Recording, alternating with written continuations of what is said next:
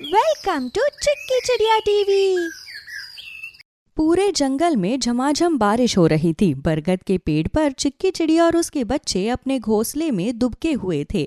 बाहर जाने का कोई रास्ता नहीं था और घर में रखे सूखे दाने खा खा कर बच्चे बोर हो गए थे। माँ, ये सूखे दाने अब गले से नीचे नहीं उतर रहे। मुझे कुछ ऐसा चाहिए जो मेरी जीभ पर धमाका कर दे।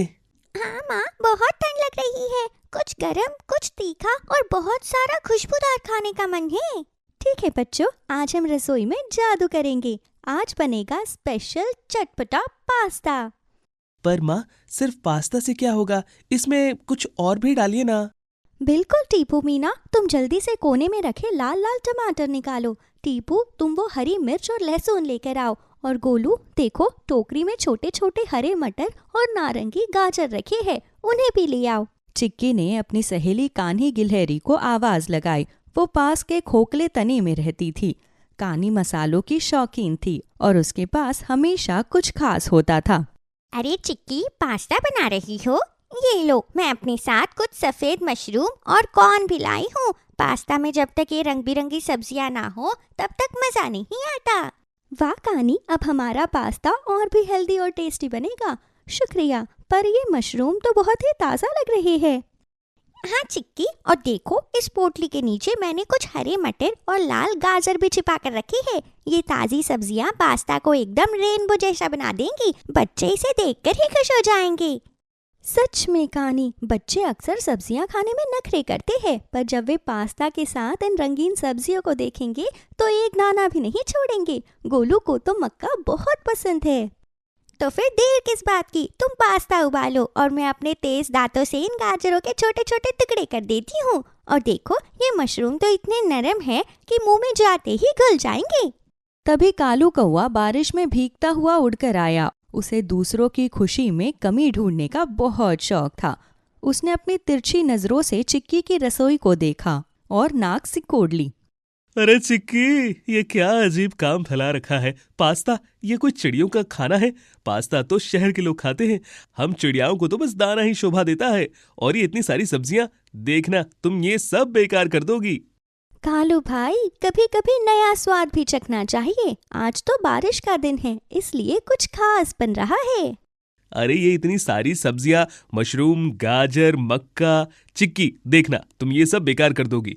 चिड़ियों की चोंच दाना फोड़ने के लिए होती है, ये नरम नरम सब्जियां चबाने के लिए नहीं।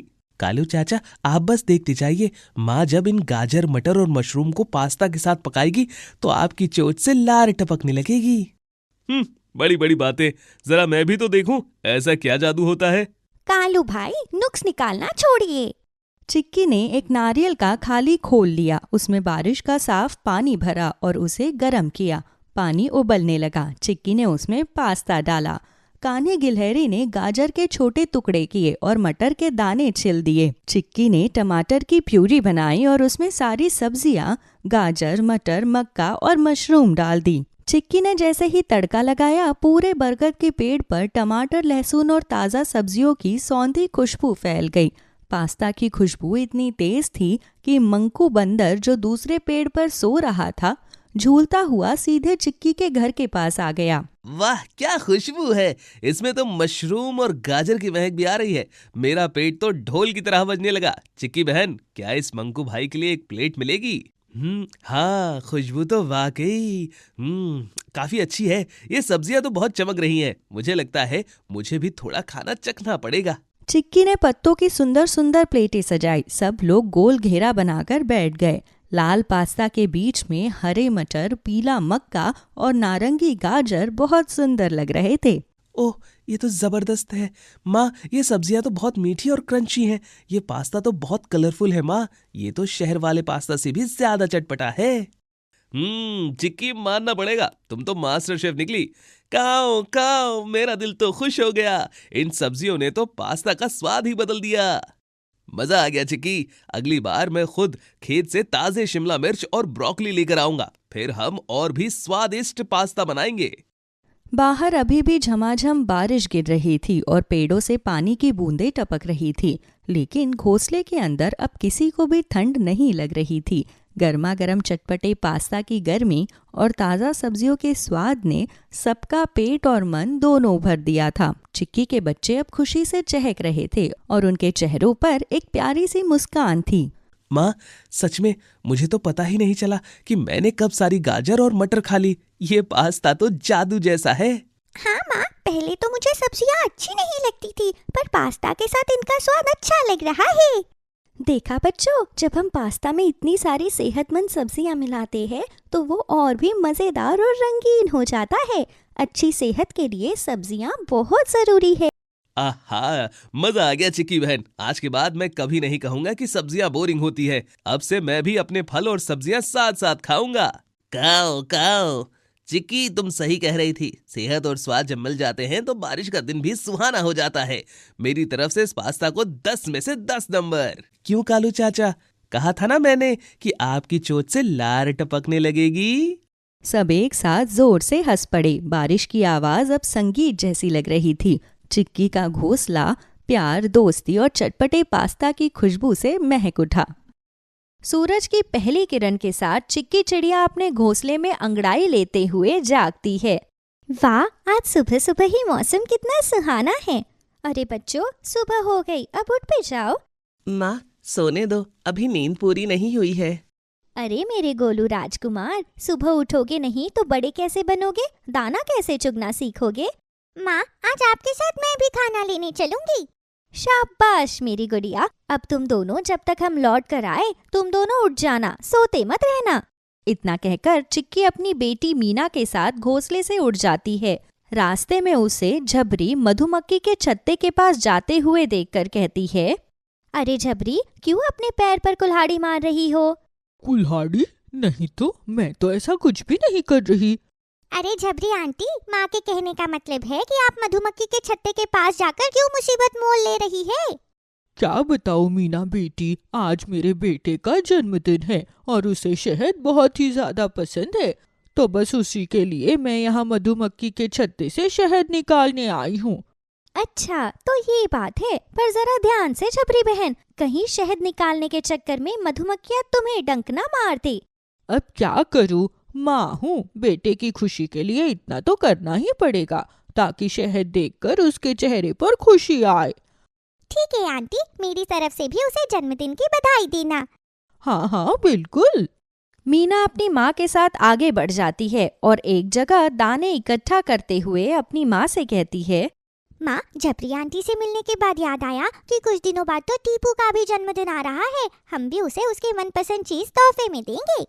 हाँ हाँ, क्यों नहीं, चलो आज के लिए इतने दाने काफी है, अब घर चलते हैं। दोनों दानों को पोटली में लिए घोंसले की तरफ उड़ पड़ते हैं। तो वही घोंसले में टीपू और गोलू आपस में बातें करते हुए कहते हैं, माँ को आने में कितनी देर हो गई ना?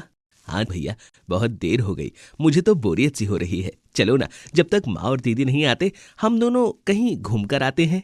अरे, घर को ऐसे अकेला छोड़कर कैसे जा सकते हैं दीपू? थोड़ी देर रुको, हम उन दोनों के आने का इंतजार करेंगे। जब वो आ जाएंगे फिर हम दोनों निकल चलेंगे। भैया, हमारे घर में कौन सा खजाना रखा है जो हम घर को अकेला छोड़कर नहीं जा सकते? और वैसे भी इतनी देर से तो हम घर पर बैठे बैठे बोर ही हो रहे हैं ना। चलो ना, शहर चलते हैं। तू भी ना बहुत जिद्दी है टीपू, चल चलते हैं। दोनों भाई अपने घोंसले से शहर के लिए उड़ जाते हैं। वो आपस में रेस लगाते हुए आसमान में उड़ते हैं। तभी उनकी नजर इंसानों के घर पर पड़ती है, जहाँ एक घर की छत पर बहुत ही शोर शराबा हो रहा था। तभी दोनों भाई आपस में बातें करते हुए कहते हैं, भैया देखो तो, इस घर की छत पर लोग कैसे नाच रहे हैं। ऐसा लग रहा है कोई जश्न मना रहे हैं। दूर से कुछ ठीक से दिखाई नहीं दे रहा टीपू। चल हम दोनों पास जाकर देखते हैं, आखिर ये लोग आपस में क्या कर रहे हैं। भैया, मुझे तो बढ़िया बढ़िया पकवानों की खुशबू आ रही है। सही कहा टीपू तूने, यहाँ तो इंसानों की दावत चल रही है। चलो भैया, हम भी इस दावत का मजा उठाते हैं। बिल्कुल नहीं, हम बहुत देर से घूम रहे हैं, अब हमें वापस चलना चाहिए। वैसे भी हम माँ को बिना बताए ही चले आए थे। लेकिन भैया, अब मैं तेरी कोई बात नहीं सुनूंगा। चल जल्दी, वरना मैं अकेला चला जाऊंगा।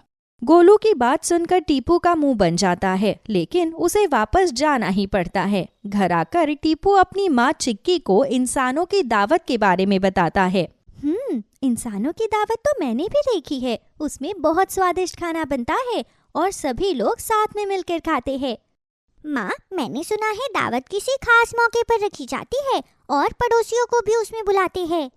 माँ, हम भी दावत रखते हैं ना, पूरे जंगल को उसमें बुलाते हैं। इस बारे में बाद में बात करेंगे, अभी मुझे राधा बहन के पास जाना है। चिक्की टीपू की बातों पर ध्यान नहीं देती और वहां से चली जाती है।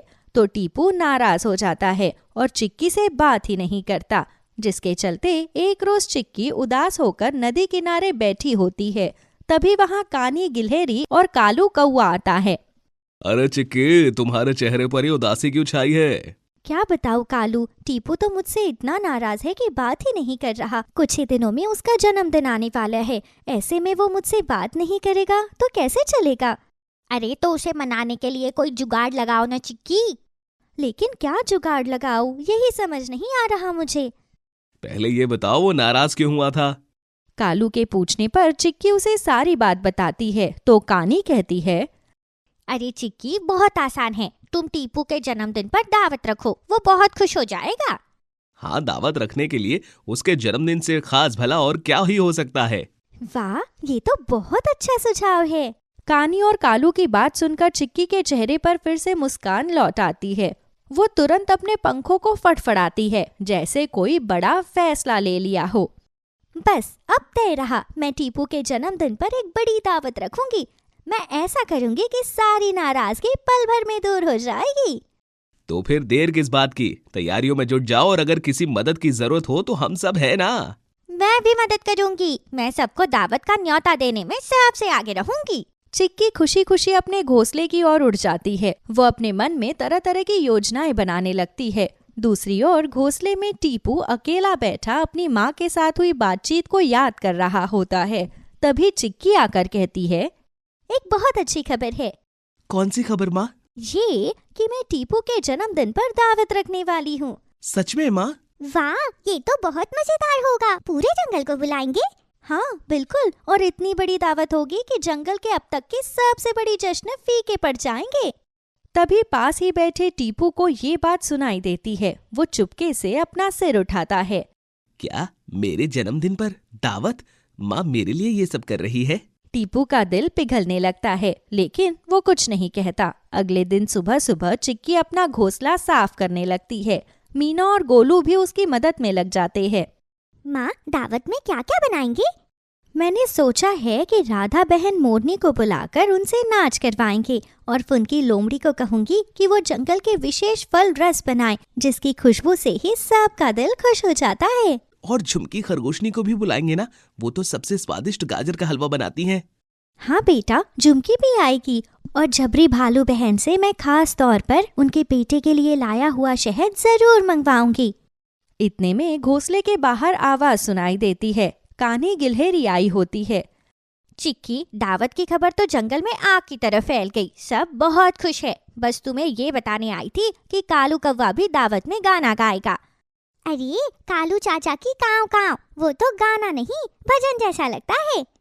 भजन ही सही, पर माहौल तो बनेगा। चिक्की राधा मोरनी के पास पहुंचती है। राधा अपने खूबसूरत पंखों पर रंगीन बूंदे लगा रही होती है। राधा बहन नमस्ते। अरे चिक्की, आओ बहन, बताओ कैसे आना हुआ? राधा, मेरे टीपू का जन्मदिन है और मैं दावत रख रही हूँ। अगर तुम अपनी शानदार मोरनी नृत्य से सबका मन मोह लोगी तो मेरी दावत और भी खास बन जाएगी। क्यों नहीं, टीपू तो मेरा भांजा जैसा है। मैं जरूर आऊंगी और ऐसा नृत्य करूंगी कि पूरा जंगल तालियां बजाएगा। धन्यवाद बहन। फिर चिक्की फुनकी लोमड़ी के पास जाती है। फुनकी अपने बर्तन चमका रही होती है। फुनकी बहन, दावत में तुम्हारे हाथ का फल रस चाहिए होगा। ओ जरूर जरूर, वैसे कितने जानवर आने वाले हैं? पूरा जंगल सबको न्योता भेज रही हूँ। तो फिर मैं खास रस भरी जामुन, आंवला, सेब सब मिलाकर रस बनाऊंगी। स्वाद देखना, सब उंगलियां चाटते रह जाएंगे। चिक्की वहां से चली जाती है और रास्ते में उसे झुमकी खरगोशनी मिल जाती है। अरे चिक्की, सुना है तुम्हारे बच्चों में से किसी का जन्मदिन है? हाँ झुमकी, टीपू का, और दावत भी रख रही हूँ। तुम्हारा गाजर हलवा तो दावत की शान बनेगा। अरे बिल्कुल, मैं तो सुबह से ही गाजर इकट्ठा कर रही हूँ। आगे बढ़ते ही झबरी भालू भी मिल जाती है। चिक्की बहन, शहद भी दावत में रखना, मीठा होना तो जरूरी है ना। है हाँ बिल्कुल। कुछ दिनों बाद जन्मदिन का दिन आता है। शाम ढलती है। पेड़ों की डालियों पर रंगीन पत्ते, फूल और छोटे छोटे चमकते पत्थर बांधे जा रहे हैं। टीपू चुपचाप एक कोने में बैठा सब देख रहा होता है। माँ तुम्हारे लिए इतना कर रही है, तुम अब भी नाराज हो? पता है दीदी, मैं गलत था। माँ हमेशा हमारे लिए ही मेहनत करती है। तो फिर जाकर माँ से बात कर लो ना। टीपू धीरे धीरे चिक्की के पास जाता है। चिक्की अपने पंखों में रंगीन फूल बांध रही होती है। माँ। हाँ बेटा। माँ, मैं आपसे नाराज नहीं हूँ। मुझसे गलती हो गई थी, मुझे माफ कर दो। अरे मेरे प्यारे बेटे, मैं कैसे नाराज रह सकती हूँ? तेरे चेहरे की मुस्कान ही मेरी सबसे बड़ी खुशी है। कुछ ही देर में पूरा जंगल सजने लगता है। पत्तों में ताजगी, हवा में खुशबू और चारों ओर चहल पहल हो जाती है। कौवा, खरगोश, हिरण, बंदर, लकड़बग्गा, भालू, मोर सब तरफ से आने लगते हैं। सजावट इतनी सुंदर होती है कि चिड़ियों का घर आसमान से किसी मेले की तरह चमक रहा होता है। काओ काओ, स्वागत है, स्वागत है। इधर आइए, इधर, यहाँ बैठने की जगह है। बच्चों को आगे बिठाइए। और ये रहा गाजर का हलवा, गरम गरम। और ये मीठा शहद जो दावत में 4 चांद लगा देगा। जैसे ही सभी जानवर इकट्ठा होते हैं, राधा मोर बीच में आती है। हल्की हवा उसके पंखों को हिलाती है और उसकी चमक से हर जानवर की आंखें चौंधिया जाती है। आज का ये नृत्य टीपू के लिए। वो अपने सुंदर नीले हरे पंख फैलाती है और लय में नृत्य करने लगती है। मोरनी के घूमने से हवा में रंगीन पंखों की एक मोहक लहर सी फैल जाती है। सभी जानवर ताली बजाकर खुशी मनाते हैं। माँ, ये मेरे लिए है? हाँ बेटा, आज का दिन सिर्फ तुम्हारा है। राधा के नृत्य के बाद खाना परोसना शुरू होता है। फुनकी का बनाया रस, झुमकी का बनाया हलवा, झबरी का लाया शहद, कानी की मेवा, कालू की भुनाई हुई दालें, सब कुछ मिलाकर दावत में सभी को परोसा जाता है। इतनी अच्छी दावत तो इंसानों की दावत भी नहीं होती। जन्मदिन की बहुत बहुत बधाई हो टीपू। दावत के बाद चिक्की टीपू को आगे बुलाती है। बेटा, सब तुम्हें आशीर्वाद देने आए हैं, सबको धन्यवाद करो। सबको धन्यवाद, और खासकर अपनी माँ को। मैंने अपनी माँ की बात नहीं मानी थी, पर माँ ने फिर भी मेरे लिए इतना सब किया। आगे से मैं कभी जिद नहीं करूंगा। मेरा बेटा समझदार हो रहा है। सूरज ढलने लगता है। जानवर अपने अपने घर लौटने लगते हैं। हर कोई चिक्की की तारीफ करता जाता है, कभी स्वाद के लिए, कभी सजावट के लिए, कभी राधा के नृत्य के लिए। चिक्की, आज की दावत बहुत यादगार रही। बिल्कुल, जंगल में ऐसा जश्न पहले कभी नहीं हुआ। और टीपू बहुत खुश है, ये सबसे बड़ी बात है। सबके जाने के बाद टीपू अपनी माँ के पास जाता है। माँ, आज का दिन मेरी जिंदगी का सबसे सुंदर दिन था। और मेरा भी बेटा। चिक्की अपने तीनों बच्चों को गले लगाती है। टीपू, मीना, गोलू तीनों मुस्कुराते हुए अपनी माँ के पंखों में सिमट जाते हैं। उस रात पूरा जंगल शांत नींद में डूब जाता है और चिक्की सोचती है, जिंदगी की असली दावत तो अपने बच्चों की मुस्कान ही है।